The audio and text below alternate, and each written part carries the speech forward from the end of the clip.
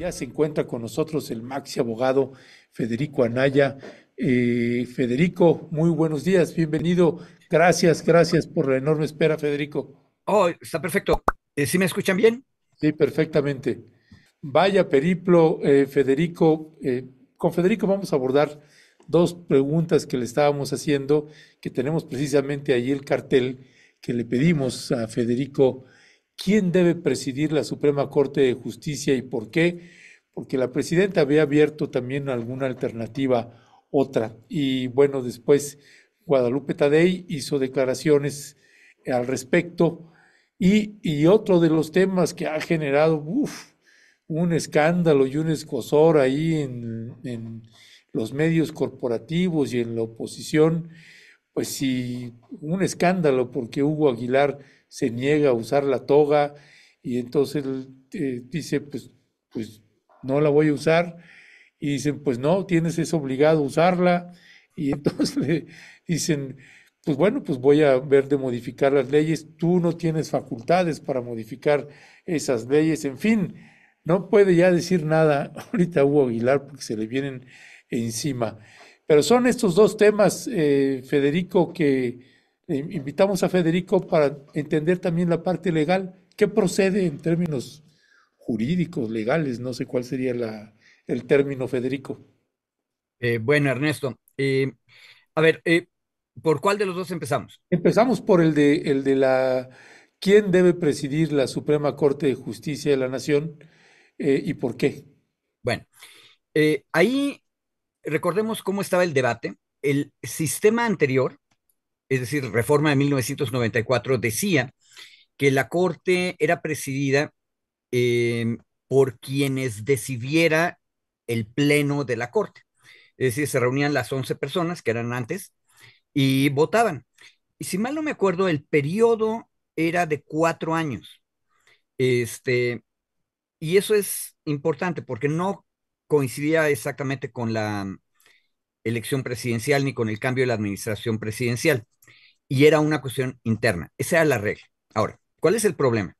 Que a la hora de procesar la nueva reforma constitucional de 2024, a los encargados del trabajo secretarial en la Cámara de Diputados y Cámara de Senadores, servicios parlamentarios, se les pasó modificar todas las partes donde se decía esto. Entonces, en la Suprema Corte, en las reglas de la Suprema Corte constitucionales, quedaron dos mecanismos de designación de la presidencia. Uno, que venía en el paquete de la reforma del año pasado, que dice que presidirá la Corte la persona, no dice varón ni mujer, que obtenga más votos en los comicios. ¿Ok? Y por eso, en ese momento, ya con los resultados que tenemos, 99.2% de la, o 0.8 de la votación computada, Hugo Aguilar Ortiz tendría que presidir la Corte porque él tiene más votos. Segundo lugar, Lenia Batres. Y ahí habría que ver quién es el tercer lugar. Me parece que va a ser Yasmín Esquivel, pero ahí tú me corriges. ¿Por qué es importante decir quién es el uno, 2 y 3 y 4? Porque el periodo para el que están electos estos ministros es de 12 años. Y el que gane la mayor votación en la elección, que es Hugo, preside la Corte durante 2 años. Y en el año número 3 le sustituye también en automático la persona que quedó en segundo lugar, por lo que estamos viendo sería Lenia, y así va a haber 6 sustituciones. Es en el año 3, en el año 5, en el año 8, en el año 10, y esa es la última sustitución, porque entonces ya llega cuando se cumplen los 12 años la nueva elección. Entonces, eso es el sistema nuevo. Pero se había quedado en otro artículo de la Constitución que se le olvidó a los secretarios de procesos legislativos, parlamentarios, planchar bien. Se quedó el sistema viejo que decía que se reúne el Pleno y decide. Ese fue la comidilla durante una buena temporada. Los enemigos de la reforma decían que todo está mal hecho. Yo les podría hacer una cuenta larga acerca de todas las metidas, gazapos parlamentarios que ha habido en los últimos 30 años, uno más ridículo que el otro, por cierto. Entonces, en realidad no era mayor problema. Es obvio que la regla que debemos seguir es la de la última reforma constitucional, en caso de que tuviéramos una duda. Y yo no veo que el Pleno de la Corte recién electa se le vaya a ocurrir aplicar el otro sistema. Entonces, eso, lo primero es el que gana más votos y luego sustituidos de acuerdo a cómo hayan quedado en la votación, cada 2 años. Eso es lo que tenemos hasta ahora y parece ser que es lo que ya se definió. Creo que la explicación mejor la hizo Guadalupe Tadei al final, porque ellos lo que tienen que hacer es decir quién queda y como la Constitución recién reformada dice que debe quedar como presidente también quien tiene más votos, entonces eso también nos lo tiene que decir el INE. Entonces el INE ahí nada más va a aplicar la ley, no hay muchas dudas. Eso sobre el primer tema. Ok, sobre el segundo de la toga, Federico, pues ahí hay pues muchos comentarios, quién puede, quién no puede, pues según leo, el uso obligatorio de la toga para los ministros de la Suprema Corte de Justicia de la Nación fue establecido mediante un decreto presidencial emitido el 8 de mayo de 1941 por el entonces presidente Manuel Ávila Camacho. Este decreto, ahí está, este decreto especifica que la toga debe ser de seda mate negra con cuello, vueltas y puños del mismo color y debe portarse en las audiencias del Pleno, en salas y en actos solemnes del máximo tribunal. ¿Qué decir al respecto, Federico? Ah, ¿Quién puede, quién no puede, se puede, no se puede? ¿Qué procede ahí? así como lo leíste, me dieron ganas de decir primero Ave María, porque suena tan Sí. solemne, ritual y sacrosanto. Pero, a ver, eh, algunas correcciones, porque luego cuando se rezan las Aves Marías se nos olvidan detalles. Primero, muchas gracias que ustedes rescataron el decreto, pero si te fijas bien ahí en la imagen que estamos viendo, dice que Manuel Ávila Camacho, presidente constitucional, bla, bla, bla, pero dice a sus habitantes sabed, que te digo que ese es el modo, todavía hoy en día, de los decretos. Pero la siguiente frase dice que el H Congreso de la Unión se ha servido dirigirme el siguiente decreto. Entonces, no es un decreto presidencial, es un decreto aprobado por el Congreso de la Unión. Y ahí en la segunda columna de la imagen que están ustedes viendo ahorita, abajo el único transitorio, incluso viene, se dice que está el diputado presidente y luego el senador presidente, eso significa DP y SP, que son el presidente de la Cámara de Senadores y el presidente de la Cámara de Diputados. Entonces, esto es un decreto del Congreso. Y para simplificar la explicación, esto es una ley federal. Es humildita porque nada más tiene 2 artículos y un transitorio, pero es una ley. Por eso le dicen a Hugo que él no puede cambiar. Eh, pero ya que ustedes encontraron el decreto, yo me metí a ver si encontraba el debate legislativo que provocó esta ley. Y encontré una cosa bien divertida, Ernesto. Lo discutió, ojo, es Ávila Camacho el que lo saca y es, si mal no me acuerdo, mayo o junio del año 41, cuando sale publicado, mayo, 8 de mayo del año 41.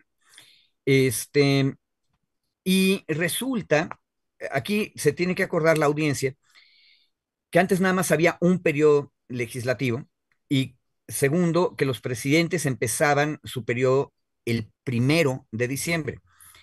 Ávila Camacho empezó su periodo en el 1 de diciembre de 1940, es decir, poquitos meses antes de que saliera este decreto. Y el periodo legislativo donde se aprobó esto es el que empezó, era mi hipótesis, que era el que había empezado en septiembre. Entonces, la elección de 1940 produjo una nueva legislatura federal y yo decía, no, pues Cámara de Diputados y Senadores discutieron esto entre septiembre y diciembre del año 40. Pero no, resulta que no aparecía este debate en el diario de debates en ese periodo. Resulta que se convocó a un periodo extraordinario, Ernesto. ¿Por qué? Porque el presidente Ávila Camacho tenía muchas cosas, detallitos que hacer. Y aparte estaba México al borde de entrar en la Segunda Guerra Mundial. Entonces era un momento muy tenso. Entonces había mucho trabajo que hacer con el Congreso y convocaron un extraordinario. Y fue en ese extraordinario que debatieron esto. Ahora lo debatieron, ahorita te digo, el 21 de marzo de 1941, en el periodo extraordinario.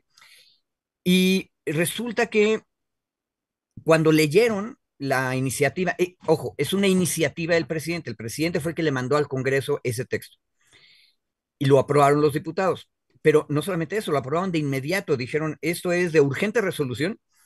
Y entonces ya no se lo mandaron a comisiones y lo votaron, los dos articulitos y su transitorio. Eh, no hay exposición de motivos, no se explicó nada y no existía ninguna explicación. En cambio, en la cosa que discutieron inmediatamente después, estoy leyendo el diario de debates, eh, ya que habían aprobado lo otro y se lo mandaron al Senado, se encontraron que había otra propuesta del presidente también para un decreto, que en realidad es una ley equivalente, pero ahí, en ese texto, cuando lo leyeron ante la Cámara, sí venía una exposición de motivos. Unos considerandos que decía que es muy importante que los comestibles y bebidas y otros productos medicinales de embellecimiento y similares se registren en el Departamento de Salud Pública. Esta ley que se aprobó en el Congreso, Cámara de Diputados, inmediatamente después de la toga, sí trae una explicación.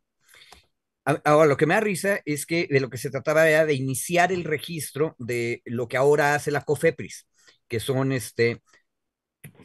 materias que se ponen a disposición del público y que tienen que ver con la salud y o con el cuidado de la piel, etcétera. Se tienen que registrarse ante Salubridad, que es la Secretaría de Salud. Esto estamos viendo discusiones de antes de que hubiera COFEPRIS.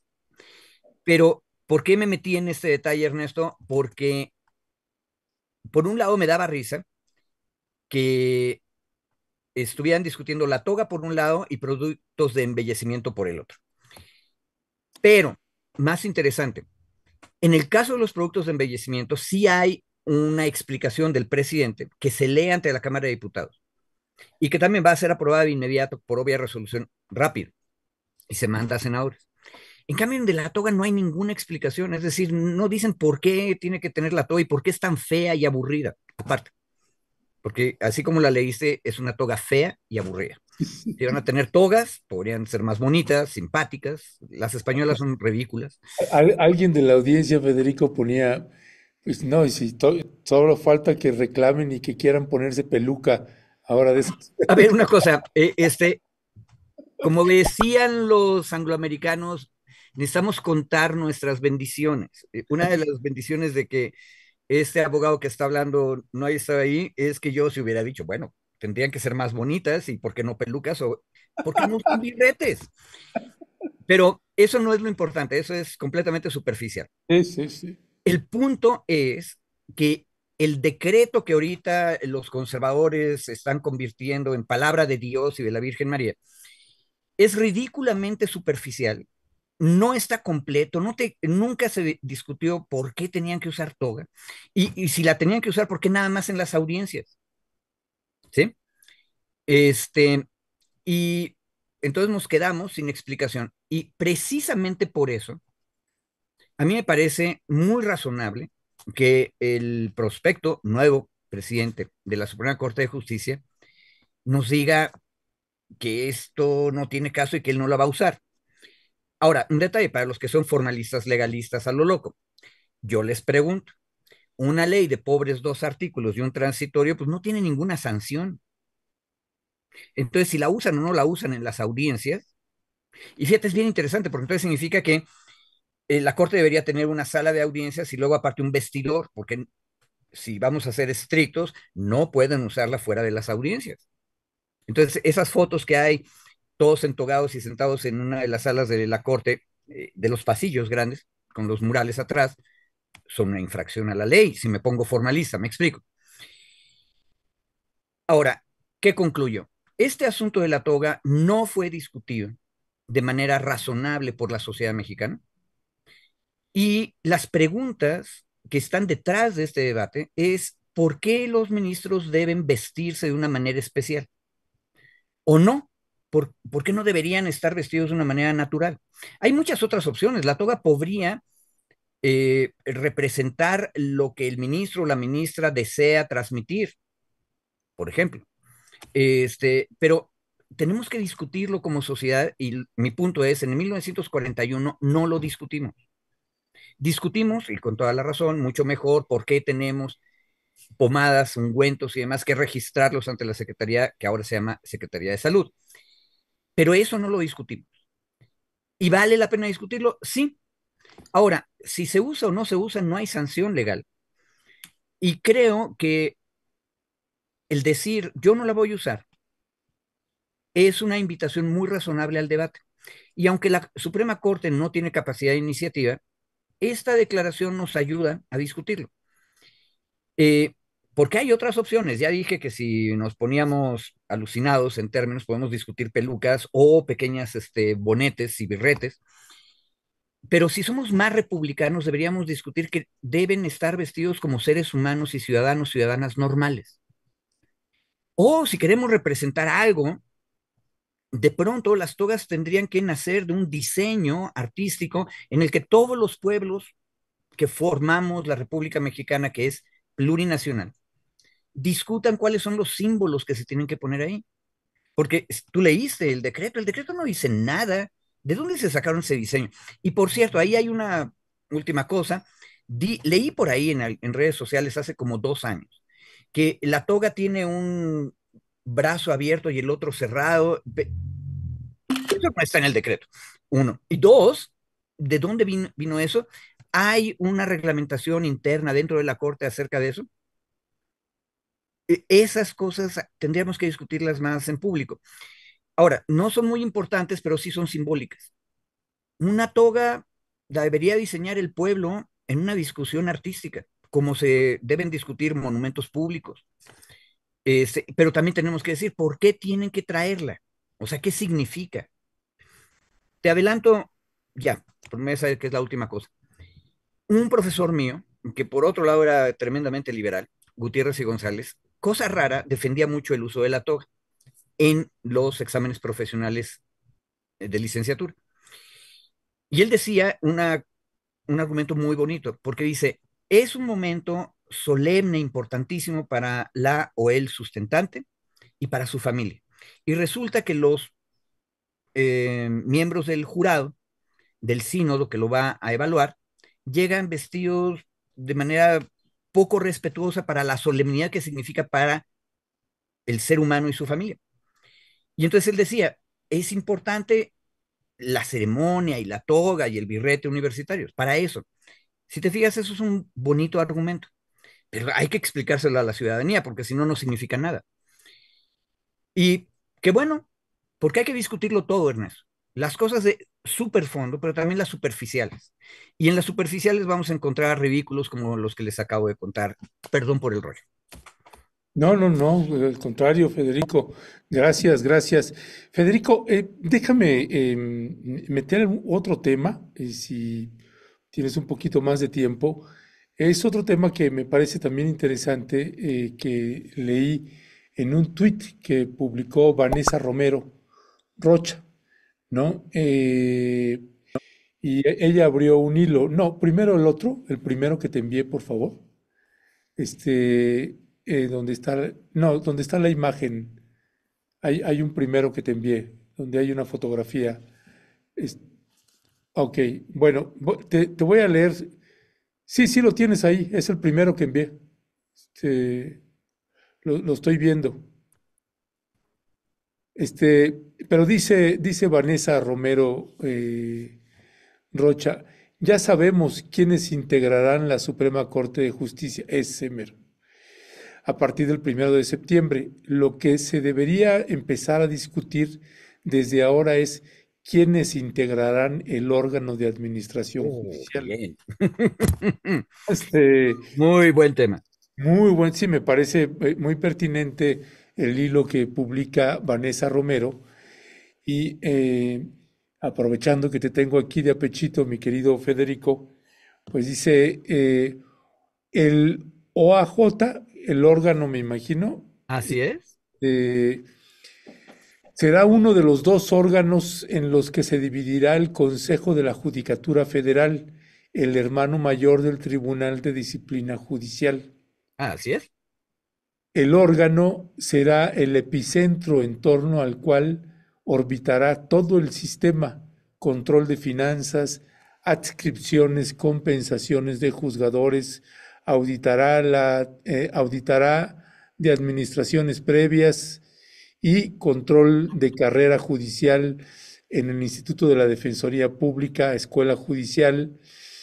El órgano estará integrado por 5 personas, una designada por la presidenta, una por el Senado y 3 por la Suprema Corte por la nueva Suprema Corte de Justicia de la Nación, con mayoría de 8 votos, casi unanimidad. Es. Y termina diciendo: los integrantes del órgano deberán ser designados y asumir funciones el mismo día en que tomen protesta los nuevos ministros de la Suprema Corte. Es decir, el mismo día en que los nuevos ministros, personas que no se conocen ni nunca se han reunido antes a deliberar, asuman su cargo. Deberán conseguir 8 votos para nombrar al órgano. Hasta que lo logren, el nuevo Poder Judicial vivirá en el limbo. Ups, Ups, exacto. qué tema, A Federico. ver, el trino número 6 de esa cadenita es un poco histérico. Cosa rara, Vanessa es normalmente muy equilibrada. No, no hay limbo, porque el Consejo de la Judicatura sigue existiendo, y no puede dejar de trabajar sino hasta que le entregue a una parte de su trabajo al nuevo Tribunal de Disciplina Judicial y la otra a ese órgano de administración judicial. Eh, Ahora, por cierto, volviste a poner la foto. Nada más una nota sobre las togas. Esa foto es una foto hechiza. Pusieron las cabecitas de los nuevos ministros y ministras por sobre Creo que una era de cortinilla. Reforma, ¿no? Creo que esa, Sí, pero cuando vean una versión más grande de la foto van a ver que Estela Ríos trae pantalones. ¿Por qué? Porque antes había una mujer menos. ¿Me explico? Ajá. Bueno, entonces no tenían piernas de mujer que usaran falda. Por cierto, la toga también tendría que decir que si es una cosa con la que se visten, pues tendría que decir que se visten todo, pero ya, eso es discutir los ropajes sacerdotales. Un buen franciscano diría que ellos andan a raíz de pobrecitos y luego se ponen todas las vestiduras encima para una misa, ¿verdad? Pero dejemos la superficialidad. Estas 9 personas, con un voto de 8, es decir, casi la unanimidad, van a nombrar a 3 de los 5 miembros del órgano de administración judicial. Ojo, sigue existiendo una persona nombrada por el Poder Ejecutivo y otra por el Poder Legislativo. Pero esto es una concesión de los dos poderes, Ejecutivo y Legislativo, que reformaron la Constitución, a el Poder Judicial para que el Poder Judicial se autoadministre. Ahora, esta es la nueva composición, como era antes. La cosa esa, el Consejo de la Judicatura, aparte de tener 3 miembros del Poder Judicial y tener uno del no, 2 del Legislativo y uno del Ejecutivo. O sea, eran un poquito más grandes. Era presidido por la presidente o presidenta de la Suprema Corte. Entonces, eso significaba que adentro del Poder Judicial había un sistema presidencialista donde durante 4 años la persona que estuviera en la presidencia de la Corte dominaba toda la administración y dominaba todo el sistema de justicia. Ese era uno de los problemas, ¿sí? Y por eso Norma Piñera tan poderosa y por eso hay que evaluar con toda claridad la reforma Saldívar, qué tanto fue de profunda y qué tanto más podía haber hecho. Y también cómo es posible que los anteriores presidentes, ministros de la Corte hayan permitido el nepotismo, etcétera. Para acabar con toda esa bronca, se sacó del órgano de administración judicial al presidente o presidenta de la Suprema Corte. Pero desde el año pasado, Ernesto, y si buscas aquí lo dije en Rompeviento alguna vez, es que sacamos a la tigresa, que es la presidenta de la Corte, por la puerta. Ya no queremos que esté en el órgano de administración judicial. Y luego por la ventana se nos meten tres tigres hermanos de ella. Es decir, el pleno de la Corte, yo no nada más la presidenta, sino el pleno completo va a tener el control del órgano de administración judicial. El problema es que si se conocen o no se conocen, que dice Vanessa al final, es falso. No van a ir a conocerse y saludarse el día que tomen posesión. La gente razonable empiezan a discutir desde antes el asunto, entonces van a tomar posesión, se conforma la nueva corte y probablemente en una sesión inmediatamente posterior o en la misma sesión toman la primera decisión, que es nombrar al órgano de administración judicial ese mismo día. Entonces, obviamente van a cabildearse entre ellos para alcanzar los 8 votos. A mí lo que no me gusta, y eso es un error de la reforma como está ahorita la Constitución, es que lo que haces es compartir la tentación del verticalismo. Entonces ya no es nada más el presidente de la Corte quien controla la administración, sino tres personas nombradas por el Pleno de la Corte. Entonces lo que haces es socializar a 9 personas la tentación de ser presidencialistas y verticales. Y aunque ya no son el órgano de disciplina, ese es el gran avance de la reforma. Eso está separado y es otro tribunal distinto, que aparte va a quedar con personas fuertes como el maestro Batis. Este, el problema es que tiene poderes inmensos. Por ejemplo, ese órgano de administración es el que va a decidir cómo se organizan los circuitos judiciales y dónde están los juzgados de distrito. Temas que nunca nos explicaron por qué tomaban las decisiones que tomaban. También eso lo he discutido en esta mesa. Y a mí lo que no me gusta es que, si te fijas, no queda claro si en el órgano de administración judicial las personas nombradas van a ser distintas de los ministros. A mí lo que me preocuparía ahora que todo el mundo anda interpretando las leyes es que de repente decían que se van a sentar en el órgano de administración judicial tres ministros y ministras, en lugar de solo la presidenta o el presidente. Yo creo que tienen que nombrar a otras personas. Pero si te fijas, el problema estructural en términos de poder y de control de la administración no está bien resuelto. Es uno de los temas que no se discutieron con más profundidad durante el debate de la reforma. Pues bueno, pues es todo un tema. Aquí nada más pregunta la audiencia, Federico, se quedaron también con el tema de la toga. O sea, finalmente, en términos reales, no hay sanción y no es obligatorio, por tanto, que no sé si es la misma pregunta o Más o no. menos. Este, es decir, no es obligatorio y por tanto no hay sanción, o si es obligatorio pero no hay sanción. No Es, sé. es lo último. Ah, Y ahí en las escuelas de derecho luego nos meten un latinajo. Las leyes siempre son obligatorias, pero si no tienen sanción, se dice que son leyes imperfectas. Y entonces hay leyes perfectas, hay leyes pluscuamperfectas que tienen sanción, y hay leyes imperfectas. Esta sería una ley imperfecta porque dice cuál es la obligación, pero no te dice cómo se sanciona. Entonces, en términos prácticos, reales, y recordemos que es un tema muy superficial, que aparte no lo trataron con profundidad los legisladores en 1941, ni el presidente de la República. Fíjate qué bonito hubiera sido, capaz, ahorita que lo voy viendo, si esto no lo hubieran discutido los diputados de la época de Ávila Camacho, sino los del general Cárdenas, que andaban haciendo reformas agrarias y demás cosas. Tal vez hubiera sido bueno hacer un concurso entre los pueblos originarios para que hicieran la toga, ¿no? Si es que llegábamos a la conclusión que se necesita la toga por cualquier razón que tú quieras. Pero no hay sanción, entonces es un poco una soncera con dos S, porque es una soncera chiquita, estar discutiendo ese tema. Eh, el símbolo, sin embargo, sí es importante. No hay ninguna razón para que los juzgadores mayores se distingan en la manera en que se visten respecto de la ciudadanía. Y así las cosas, si no nos dan una razón, de pronto lo mejor es que vayan de paisano es decir, de ciudadanos y de ciudadanas normales. Pues Eso sí, es más republicano. pues sí, yo realmente sí, se escucha tremendo este tema de la toga y qué bueno que Hugo Aguilar pues lo está colocando el tema y que tengamos que hablarlo y discutirlo.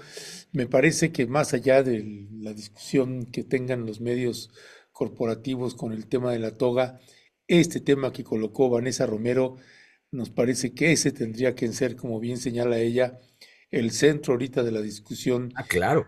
Y acuérdate que Piña trató de que el pleno previo fuera el que nombrara al órgano de administración judicial. Eso fue otro de los escándalos, ¿eh? Sí, sí, sí. Y qué bueno que recuerdas esa parte. Pues cuanto y más esta propuesta, este planteamiento que está haciendo Vanessa Romero, pues por demás interesante. Le vamos a dar seguimiento. Por lo pronto, mi querido Federico, cerraría contigo preguntándote, me imagino que has de haber quedado exhausto después Ah, claro. de la campaña, porque pues ¿quién de ustedes estaba acostumbrado a hacer una campaña a nivel nacional? ¿No? Y, ¿Cómo fue ahí esa parte, Federico? a ver, estoy exhausto, sí, pero aparte fascinado. Todavía ahorita en las redes sociales, mucha gente y en WhatsApp, este, mandan sus parabienes, felicitaciones, apoyo. Ya lo dije también en Julio Astillero, yo creo que la elección fue auténtica y refleja cómo está organizada la sociedad, pero a mí lo más importante es, con una campaña sencillita y orgánica, tú puedes convencer a 2.5 millones de ciudadanos. Yo en algún momento, y qué bueno que todavía tengo estos espacios, y aprovecho ahorita, la pregunta es, ¿qué hay que hacer con eso? Porque esos no son mis votos, son votos que me dieron a mí. Otras personas son votos de esos 2.5 millones de gente. ¿Qué hacer con eso? Uno, sentirse muy agradecido, muy orgulloso y seguir discutiendo estos temas para socializar lo más posible todos los temas. Los profundos, como el órgano de administración judicial, y los superficiales, como la toga, que aparte, si van a tener toga, podría ser mucho más bonita. Muy bien, Federico, pues muchas felicidades, Federico, por ese trabajo. Y sí, a nosotros nos tocó ver la campaña de Federico, darle seguimiento. No quisimos, por una cuestión ética, ya lo hemos señalado, promover la campaña de Federico, porque hubiera sido muy desventajoso para el resto de los contendientes, aprovechando que Federico tenía un espacio semanal con nosotros, que nosotros hiciéramos y promoviéramos su campaña en redes sociales, en nuestra página web. Así que por eso, durante toda la campaña electoral, decidimos no abordar el tema de la elección del Poder Judicial de la Federación. Nunca nos escuchó a usted presentar a Federico. Bienvenido, Federico, abogado, candidato a la Suprema Corte de Justicia de la Nación. Nunca nos escuchó a usted, a nosotros, a nosotras, promover a Federico así, porque eso hubiera dado una ventaja. Sucedió en el caso de uno de los candidatos que lo estuvieron promoviendo durante 2 meses previos a que iniciara la campaña electoral. Y como todos los candidatos y candidatas tenían prohibido hablar de las otras campañas o de otros candidatos, pues se centraron en su propia campaña, como fue el caso de Federico. Que además, Federico, te felicitamos también por tu ética también en ese sentido de no prestarte a ningún juego sucio, a hacer trampas en el proceso electoral. Y para todos fue clarísimo, Federico, la austeridad con la que te estuviste conduciendo durante toda la campaña, a diferencia de otros candidatos que tenían 3, 4 camarógrafos, drones y medios de comunicación, influencers, en toda una campaña escandalosa, fraudulenta, y que aún así, a pesar de todo eso, estuviste arriba de ese candidato. haciendo una campaña limpia, honesta y honrada. Así que, Federico, pues honor a quien honor merece. Te aventaste una campaña digna y te felicitamos. Gracias, pero acuérdate, Ernesto, no hubiera significado nada sin el apoyo de esas 2.5 millones de personas. ¿No? Sí, Ojo, esa es la democracia. Uno propone y el pueblo dispone. pues sí, Es una maravilla. sí, o sea, pues es que Federico, pues a lo mejor la gente de pronto puede no pensarlo, medirlo, pero que tengas 2,5 millones de personas que confían en ti, que sin trampas, sin pagar nada a nadie, votaron por ti, pues eso habla mucho de Ups, ya me acordaste mi espanto cuando que, dijiste que confían en mí. Ojalá esté yo a la altura de eso. sí, pues bueno, pues tienes ahí 2,5 millones de personas que confiaron en ti, votaron por ti y que te seguirán escuchando acá con nosotras y nosotros cada semana, Federico. Así que te mandamos un fuerte y fraterno abrazo. Muchas felicidades por esa enorme campaña, en ese enorme esfuerzo de algo que ninguno de ustedes sabía hacer. Este, ¿No? pues, les permitió hacer un recorrido por unas regiones del país que posiblemente no lo habían conocido de esa manera, Federico. Y en otras donde sí me conocían. Por cierto, de Chiapas regresé con varios pendientes, ya te contaré, compañero.